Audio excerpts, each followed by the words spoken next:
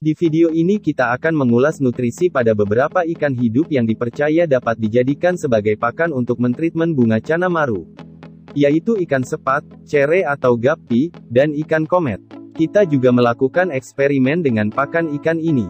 Benarkah pakan ini dapat menaikkan bunga pada cana maru? Simak hingga selesai karena ada pesan penting yang kami sampaikan kepada Anda. Ikan cere atau Gambusia affinis dan ikan guppy atau Poecilia reticulata merupakan kerabat dekat. Ikan ini merupakan spesies ikan air tawar yang cukup populer di dunia. Hal ini dikarenakan kemampuannya beradaptasi dengan berbagai habitat, mulai dari perairan yang bersih hingga yang tercemar. Ikan ini juga cukup toleran terhadap fluktuasi suhu dan salinitas. Selain itu, proses beranak pinak ikan ini sangat cepat. Di banyak tempat di Indonesia ikan cere menjadi ikan liar yang memenuhi selokan.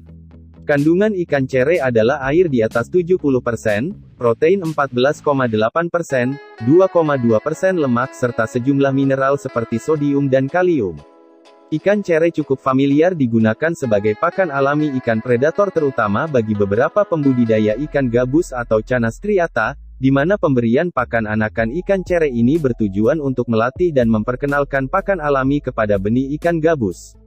Dipercayai dengan cara itu, benih gabus akan memiliki tingkat survival rate yang lebih tinggi karena dapat menekan tingkat kanibalisme benih ikan gabus sampai tumbuh dewasa. Lantas bagaimana dengan ikan sepat? Menurut tabel data konsumsi pangan Indonesia oleh Kementerian Kesehatan, ikan sepat segar mengandung air sebesar 78,8%. Kandungan protein sebesar 15,2%, lemak 0,6%, sejumlah serat, abu, dan 4,7% karbohidrat. Sementara dalam keadaan kering atau 30% kadar air, ikan sepat memiliki protein sebesar 38%, lemak meningkat menjadi 14%, sejumlah karbohidrat dan serat, serta 18% abu. Ikan sepat juga mengandung sejumlah fosfor, zat besi, tiamin atau vitamin B1, riboflavin, dan niacin. Sementara ikan komet, tak banyak referensi ilmiah yang kami dapatkan mengenai kandungan ikan ini. Hanya saja disebutkan jika ikan komet atau Characius auratus mengandung sejumlah besar lemak dan enzim yang disebut tiaminase. Tiaminase adalah enzim yang memecah atau merusak vitamin B1. Tahukah Anda, jika ikan yang makan terlalu banyak mengandung tiaminase dapat menderita kekurangan vitamin B. Kemudian pada gilirannya, akan membuat ikan tersebut rentan terhadap berbagai masalah. Gejala kekurangan vitamin B pada ikan termasuk pendarahan kulit ikan, pembengkakan perut, pertumbuhan yang buruk, perilaku berenang yang tidak normal, dan kurangnya imunitas terhadap penyakit. Dari hal ini, banyak para kiper beranggapan jika pemberian ikan komet secara berlebihan untuk ikan predator termasuk cana maru, tidak begitu baik. Permasalahan lain dari pakan hidup seperti cere dan sebagainya adalah faktor higienis. Apalagi cere yang didapat dari selokan dalam kondisi kotor karena cere biasanya membawa parasit. Jadi meskipun jarang digunakan untuk menghindari masalah dengan lemak dan tiaminase, masih ada kemungkinan cana maru Anda akan terkena beberapa jenis infeksi parasit. Namun jika ingin mencoba cere, pastikan cere yang dijadikan pakan cana maru dalam keadaan steril.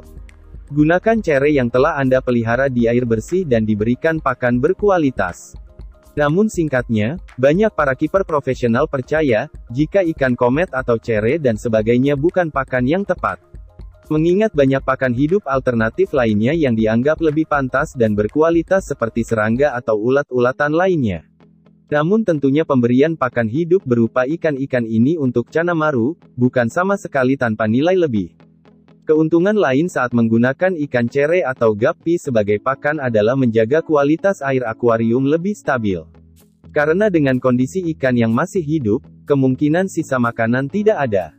Meski ada kemungkinan cana maru akan memuntahkan makannya, hal ini sangat jarang terjadi jika tidak diberikan dalam porsi yang besar.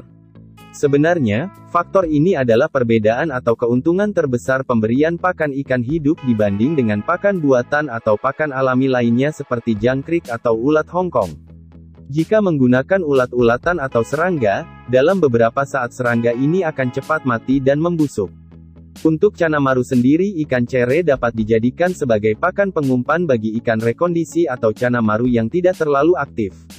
Dengan asumsi, kelincahan ikan cere yang berenang ke sana kemari, akan memicu adrenalin cana maru untuk lebih agresif dalam berburu mangsa. Bahkan banyak yang percaya jika pemberian pakan hidup dapat menaikkan mental si ikan cana. Kami menyadari pemberian pakan berupa guppy mungkin akan sedikit menjadi kontroversi, karena sejatinya ikan guppy juga merupakan ikan hias yang banyak dipelihara. Namun demi memuaskan rasa penasaran, kami pun melakukan eksperimen pemberian ikan sepat, guppy dan cere untuk mengamati perkembangan bunga atau cabung pada cana maru. Kali ini, sebagai objek kami menggunakan ikan red maru dengan ukuran sekitar 22 cm. Sengaja kami pilihkan satu ikan dengan bunga yang minim agar mudah diamati. Eksperimen akan kami lakukan selama 3 bulan. Dengan pemberian ikan sepat dan cere sebanyak 3 hari dalam 1 minggu, sedangkan pakan lain yang kami tambahkan adalah maggot dan udang kering. Cana maru ini kami pelihara secara outdoor, dengan substrat pasir malang merah. Sementara untuk filtrasi, kami akan mengandalkan tanaman air. Jika treatment ini menunjukkan tanda-tanda positif seperti yang diharapkan, kami akan melanjutkan ke eksperimen tahap 2, dengan jumlah objek cana maru yang lebih banyak. Untuk eksperimen ini kami tidak menggunakan ikan komet, karena berbagai alasan. Dah, masukin. Ente, kadang-kadang ente. Tar dulu, ini beda nih. Sebelumnya kami juga telah melakukan eksperimen treatment bunga cana maru dengan full cacing tahap 2. Dan eksperimen treatment bunga cana maru tahap 1. Hingga saat ini belum ada penelitian atau eksperimen ilmiah yang secara spesifik mengupas apa, mengapa dan bagaimana proses pembentukan sisik bunga pada cana maru dapat terjadi. Apapun hasil dari eksperimen ini tentu tidak bisa dipertanggungjawabkan secara ilmiah. Sama halnya dengan kiper-kiper lain yang mengklaim pakan atau obat tertentu yang dapat memunculkan sisik bunga, namun belum pernah ada pembuktian secara saintifik, semua hanya sebatas eksperimen non-ilmiah dan asumsi. Video ini pun kami buat bukan sebagai edukasi, melainkan hanya sebatas topik diskusi. Tetapi tentu saja berdasarkan beberapa fakta dan teori ilmiah. Memperbanyak praktek dan eksperimen tentunya penting. Namun tanpa dilandasi teori ilmiah dan pemikiran rasional tentu hasilnya tak akan maksimal. Sebaliknya teori saja tanpa praktek tentu akan sia-sia. Oleh karena itu, kami mendorong Anda semua, terutama yang menyimak channel ini untuk terus mempelajari semua teori yang ada dan mempraktekannya. Bagikan hasil praktek Anda agar kita dapat saling belajar. Kami mengajak Anda untuk ikut berpartisipasi dalam bereksperimen dan membagikan hasilnya, agar misi yang kita jalankan dapat terwujud. Karena eksperimen dengan cana maru membutuhkan banyak sumber daya, mulai waktu, objek ikan, hingga semua sarananya. Dari mana duitnya?